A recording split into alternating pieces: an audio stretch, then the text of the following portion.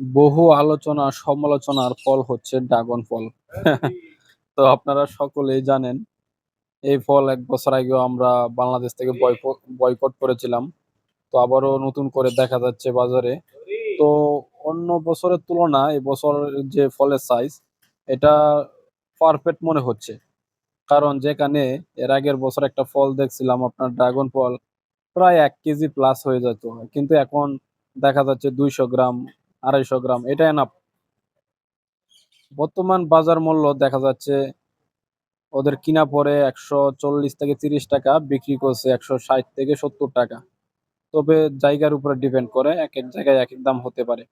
কিন্তু সর্বোচ্চ ৳১৮০ র উপরে যাওয়ার কথা না। তো আমি ড্রাগন ফল কিনতে গিয়ে আপনাদের সাথে বিষয়টা শেয়ার করলাম।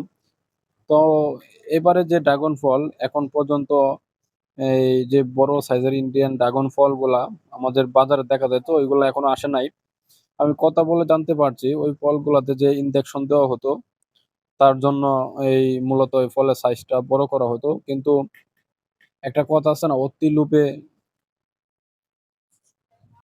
তাঁতি নষ্ট। তো বেশি লোভ করতে গিয়ে দেখা গেছে তারা এমন ধরা খাইছে, এবার এখন পর্যন্ত বাজারে এই বড় সাইজের ড্রাগন ফলগুলা দেখা যাচ্ছে না।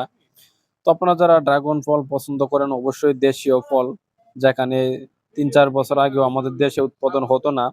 তার জন্য আমরা ৳৬০০-৮০০ কেজি কিনে খেতে হতো। কিন্তু এই তুলনায় অনেকটাই কমে গেছে। তো আপনারা ড্রাগন ফল খাবেন বেশি, বেশি।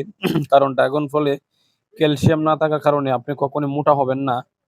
আপনি ড্রাগন ফলটা পছন্দের মধ্যে রাখতে পারেন।